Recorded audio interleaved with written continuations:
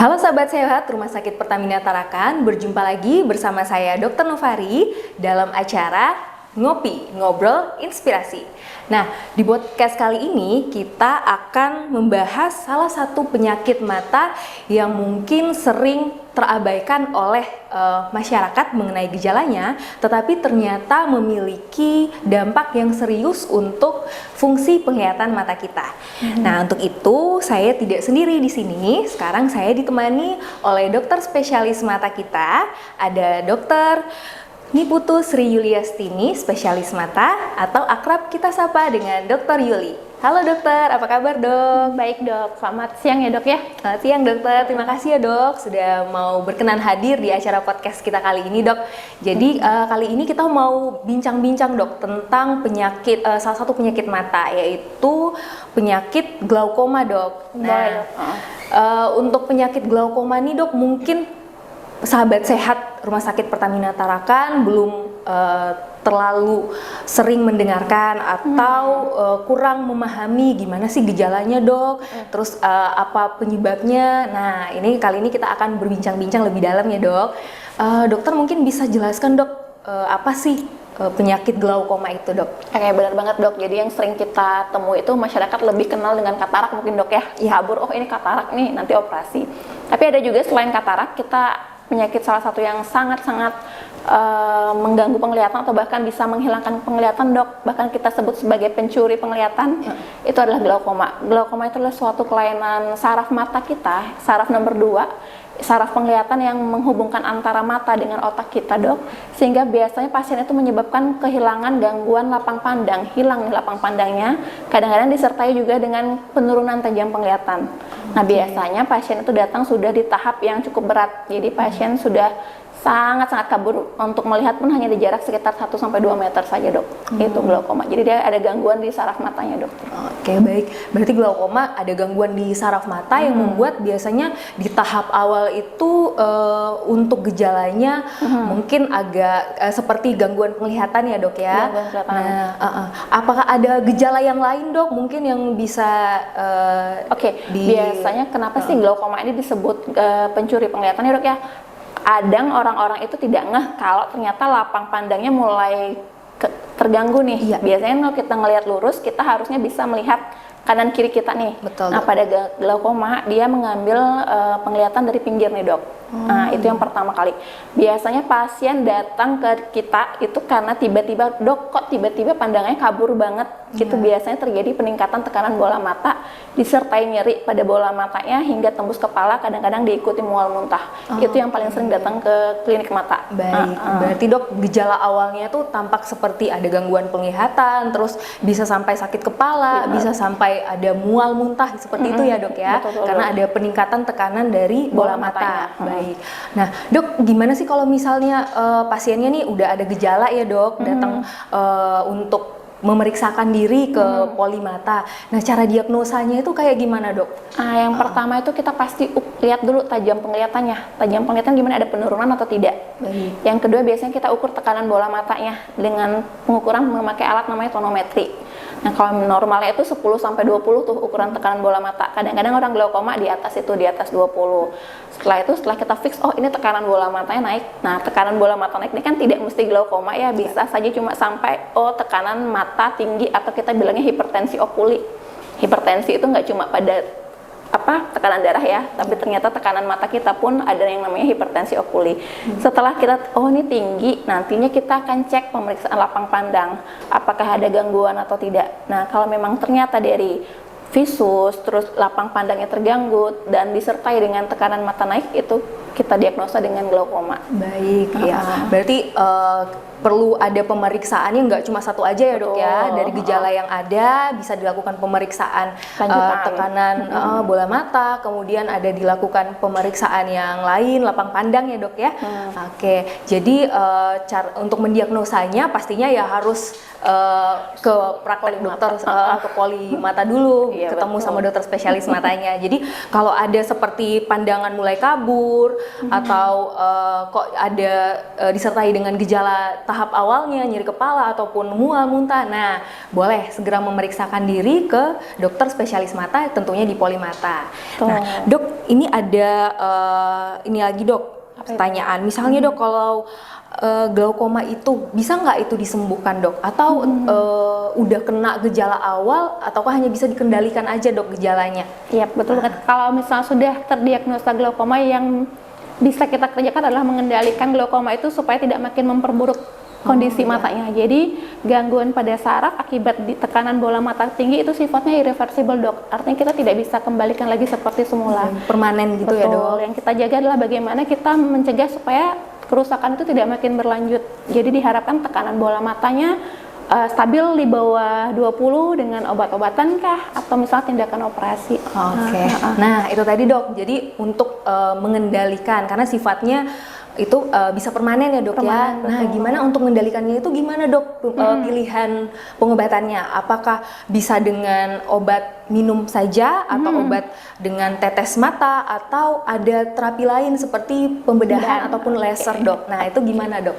Sebenarnya kan kalau kita mau menerapi sesuatu penyakit, kita harus tahu dulu nih penyebabnya apa. Glaukoma pun begitu. Glaukoma itu ada yang sifatnya primer, atau memang dia bawaan, memang dia dengan riwayat dari keluarga glaukoma, ataupun memang ada faktor resiko dengan glaukoma ya, itu yang primer. Dan ada yang sekunder, misalnya nih ada kencing manis, itu bisa menyebabkan glaukoma neovaskular.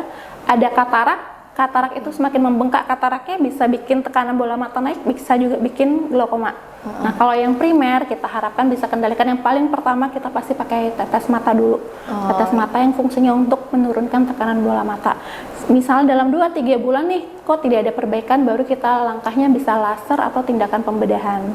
Nah, beda halnya kalau misalnya yang sekunder, ya berarti kita obati penyakit dasarnya.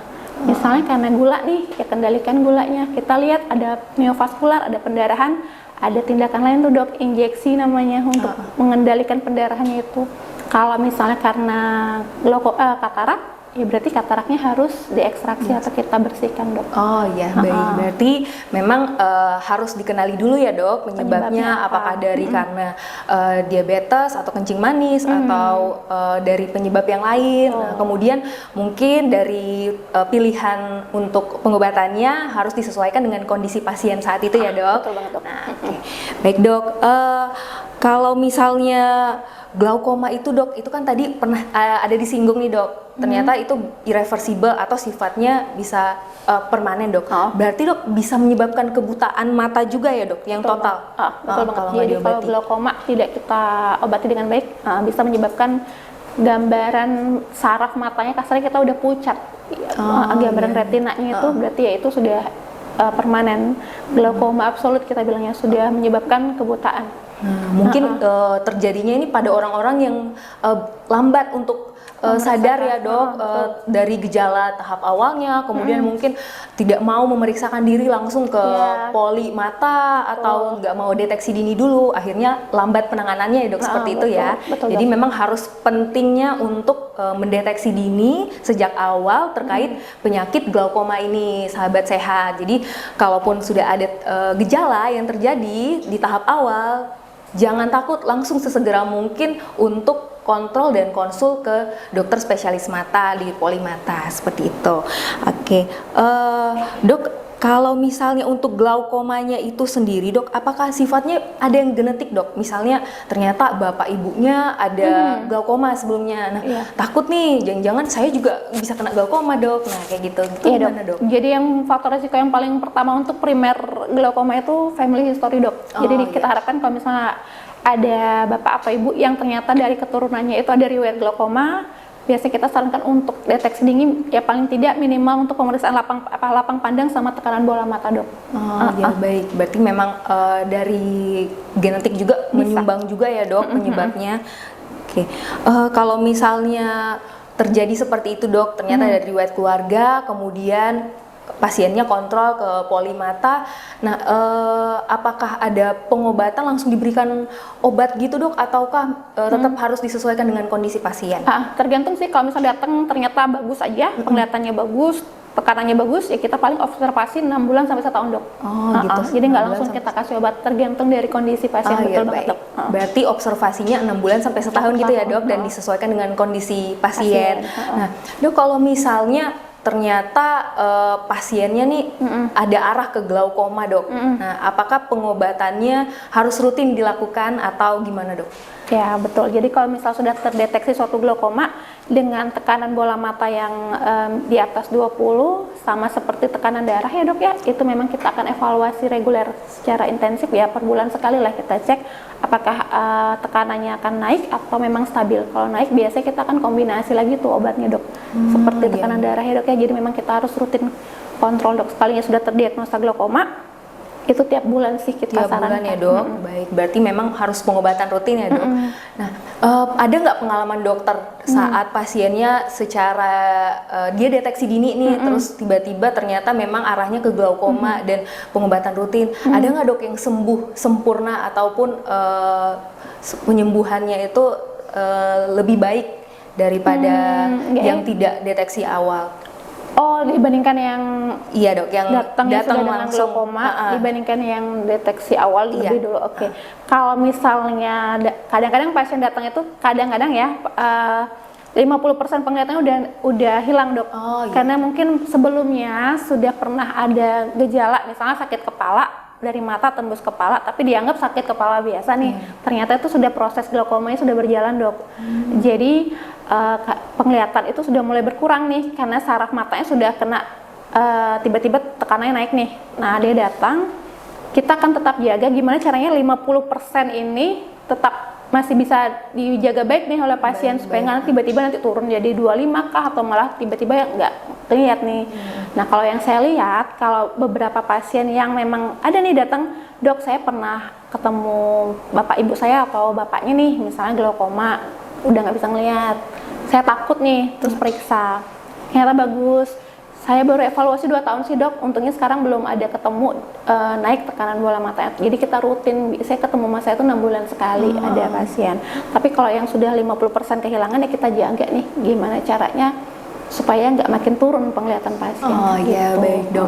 Oke, jadi kalaupun misalnya pasien yang datang dengan deteksi awal kondisinya ternyata tekanannya masih dapat dikendalikan, biasanya prognosisnya ya baik ya dok. Bagus, tapi kalau misalnya udah datang dengan pandangannya sudah kabur, tekanannya sudah sangat meningkat, tekanan bola matanya, ya kemungkinan besar juga untuk penyembuhannya relatif lebih lama lagi untuk pengobatannya gitu. Oke, baik dok. Ini untuk bincang-bincang kali ini ternyata udah selesai dok. Oh gitu ya? Cepat Waktunya ya? udah selesai dok. Jadi udah banyak tadi pertanyaan-pertanyaan yang mungkin menjadi pertanyaan juga untuk sahabat sehat di rumah yang sedang menonton podcast kali ini dok. Jadi terima kasih banyak dok untuk informasi edukasinya terkait dengan penyakit glaukoma ini, karena paling sering dok terjadi penyakit glaukoma sebenarnya, tapi orang-orang ini masyarakat di luar kadang telat untuk menyadari bahwa gejala yang mereka alami itu ternyata adalah tahap awal dari penyakit glaukoma, dan mereka jarang untuk ke dokter spesialis mata atau ke dokter ke poli mata untuk mendeteksi awal. Nah, di sini kita juga ada poli mata yang berpraktek, ada dokter Yuli spesialis mata.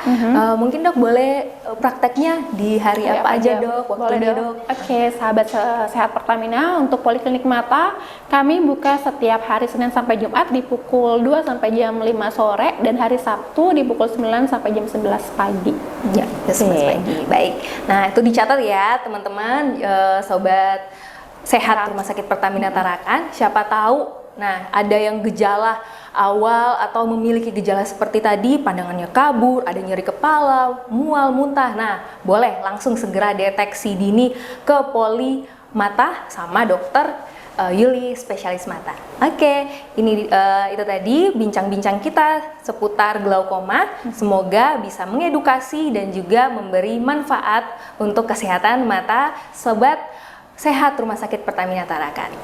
Terima kasih, selamat siang. Selamat siang.